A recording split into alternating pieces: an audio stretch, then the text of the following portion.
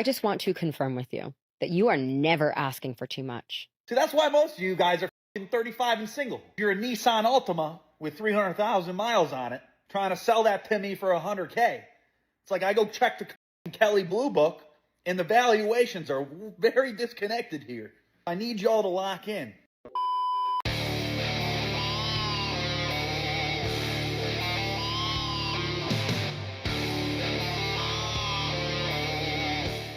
Yo, what is going on, guys? Got a video for you here today from Men Only titled When Modern Women Over 35 Finally Realize That They Have Hit the Wall. Even when they do realize it, it's too little too late for these women, really. Now, today's video was suggested to me by Hadan the Mummy, so don't forget to subscribe to both of their channels, and let's jump right into it. Okay, I was out of the dating scene for quite a few years, and now that I'm back in it, I have some observations that I need to explain. I don't think the dating scene sucks, okay? I think it's just different. Number one, millennial men have given up on dating. I literally think that's why older women are going for younger men, because millennial men just don't care. You can't treat an entire generation of men like crap and then expect those same men to be interested in the very same women who have been dragging their names through the mud this entire time. Anymore. I think they've just have thrown in the towel, because I think girls are really mean, and brings me to my next point. Like, the girls are so mean to them, but then they want a man at the same time. Like, it just doesn't make it make sense. Okay, it doesn't make sense.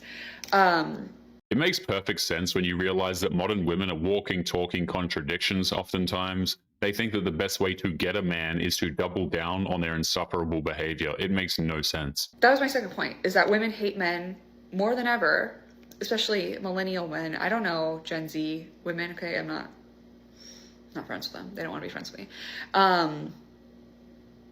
They hate men more than ever, but they still want a man. Okay. And then my third point, there is, I don't know what happened, but now nobody posts their significant other. That's because the dating scene is based on free meals and low effort hookups. People can't get those unless they're lying on social media and hiding the truth from everybody. So if you think that you're gonna like creep on a man to find out if they're single or not, like if you see them at a stoplight, okay, not really, but if you think you're gonna creep on a man on Instagram, their girlfriend, fiance, wife is nowhere to be found. Like, it is, I don't get it. When did it become so uncool or like weird to not post your significant other? The types of men these women go after know how the game is played. They know modern women's tricks and they know exactly how to avoid them. That's why if they are in a relationship, they are going to hide it. This is where all of my money goes. Every time a bill comes, I just hate owning a home, because who needs to pay $250 for fucking electric? Don't you cry. Remember, strong, independent, don't need no man. Going 50-50 with a man makes you his roommate, and you rather do bad all by yourself. Modern women thought that buying a house was part of the key to happiness, but then they love to break down the second something breaks or when the bills are due. If you decide to take on life by yourself and not have shared responsibility with a man, this is what it looks like. I don't have an issue with a woman not wanting to go 50-50. But if you decide to go down that road and do everything by yourself, you have to then deal with the consequences. We don't need to have you come online and cry about it now, because I'm pretty sure there's a guy out there that would love to come in and cut your electric bill down to $125 so you can save that money instead of paying $250 by yourself. But again, if you choose that route to where you don't want to go 50-50, then you're responsible for 100%. Modern women want the best of both worlds. They want to be strong and independent from men, of course, but they also want a masculine man to save and protect them. Those two things can't go together. It's quite literally impossible. You want to know why I stopped man bashing? Because I have seen women refuse to take accountability. I have seen women try to make me feel small. And I have seen women try to make me question my own reality. Let's not pretend we are not all capable of destroying someone's mental health. The sisterhood is built on lies, backstabbing, and pettiness. They would rather tear each other down than build each other up. It's an incredibly toxic world they live in. So the guy that I've been talking to from Facebook that lives 2 hours away is supposed to come today. I've had so much anxiety over this situation because I've been ghosted so many times in my life, and I've like had guys like say they were on their way and like never show up to a date. Like that's actually happened. I just have a lot of PTSD. But the problem with me is that I'm always hopeful. So it always sucks when it happens. Like I'm not jaded enough yet to be numb to it. Like I still care. Women like this are awful. She's saying that she has PTSD from getting ghosted by Chad. Women who pull this kind of crap just render words like trauma completely meaningless. And I still get upset when things happen. So anyways, like we had the plan. He was supposed to come today around noon. It's a 2.5 or so hour drive. But he would get here like in the afternoon. But now it's like already 2. He's in the process of moving, so he hasn't even left yet. I didn't even know if he was coming. Like my anxiety is, I can't deal with this. It's like too much for me. It's too much for me. I just feel like I want to be like, forget it. Don't come. I'm never going to date again because I can't actually deal with the anxiety that comes with this kind of stuff. Because I can't control other people. So if somebody wants to ghost me or someone wants to not show up, like I literally can't control that. I'll let you know how it goes. Love you. If someone is having a full-on anxiety attack over whether or not a dude is going to come over, that just shows that she has bigger issues than not being able to find a date. So if you are dating down, whether you are a guy or a girl, it begs the question, are you running away from something? Are you avoiding the stage that maybe you think that you should be at? And you're going for someone younger because you know that's going to buy you some more time. You know, I'm 35. I thought I was going to be married by now. I don't have kids. All my friends are married.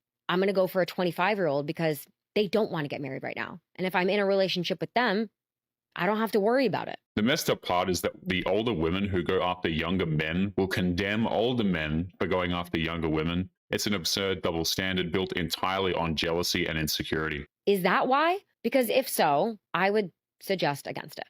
You got to figure your shit out first. I always say this. If you don't figure out your problems first, it's only going to beget more problems. Just make sure you are evaluating your life and what you want before you get into a relationship with someone who is in a very different stage of life than you. So, is it wrong to date up or down? My answer is not inherently, but your why matters a lot more than the when. Age is just a number, unless it is being used to mask something much deeper. Insecurity, power, imbalance, fantasy.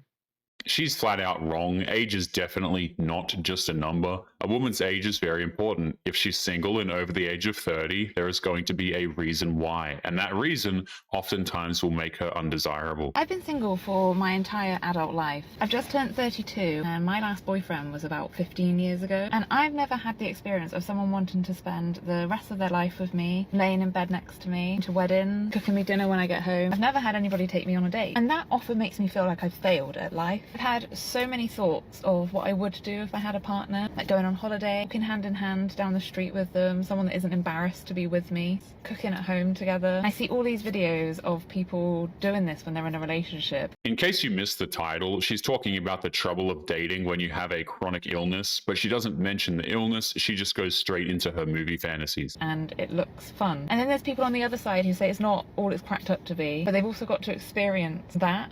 And when you don't get to experience that, it just feels like you're missing out. And I don't know if I'm ever going to be able to experience that kind of love with someone, but I just wanted other people to know that they're not alone. You can feel so lonely and like you're the only one that's going through that emotion, but there are a lot of people out there that are in the same boat. Not being able to experience that kind of love with someone can make you feel even more alone. And I just wanted people to know that you aren't alone. When modern women talk about love, they have no idea what they're talking about oftentimes. They just focus on romance and the fantasy, and they don't actually think about the work it takes to keep a relationship going in the first place. Okay, if you are a woman who dates men and uses dating apps, this message is for you. So the next time you find yourself in a conversation with a brick wall, who just doesn't ask you any questions and doesn't seem to want to know anything about you, I think we shouldn't be ghosting. I think we should be intentionally removing ourselves from the conversation and telling them why. So recently I had this conversation with this lovely boy named Sam. We had like 4 or 5 back and forths. I asked a question every single time. He didn't ask me one question. That's because that guy doesn't care enough to ask anything. At that point, it doesn't matter if she leaves a wall of passive-aggressive texts or not. It'll be the same thing either way to him. I just got really bored. I was like, this is rude. Like, you obviously don't want to know anything about me. Well, like, why am I talking to you? So I sent him this little message, which I think is quite nice. I said, normally this is where I would stop replying, but I don't want to perpetuate ghosting culture. So I'm just letting you know that I have lost interest in this conversation because I have not been asked a single question. And I hope that this feedback helps with your next match. I think this is much nicer than ghosting. She's not trying to stop ghosting culture. She just wants the last word, and she wants to give herself a false sense of moral superiority because men keep ghosting her. It reeks of pettiness, nothing more. And maybe it will help with his next match. If no one has told him before that he's a shit conversationalist, maybe he doesn't know. And I know it's not women's job to teach men how to converse, but maybe if we all just start being a bit more direct and honest about our experiences in our dating app conversations, maybe men will get the hint. I don't know. What do you think? You can already tell what kind of woman she is with the idea that men need to be taught how to converse with women. That's not true. Men know how, but they need to be talking to a woman who's actually worth having a conversation with in the first place to actually want to converse with them. But anyway, guys, we're going to be leaving today's episode there. As always, don't forget to subscribe to the channel if you are new here. Drop a comment, and I will see you all in the next one. Make sure you take care of yourselves. Peace.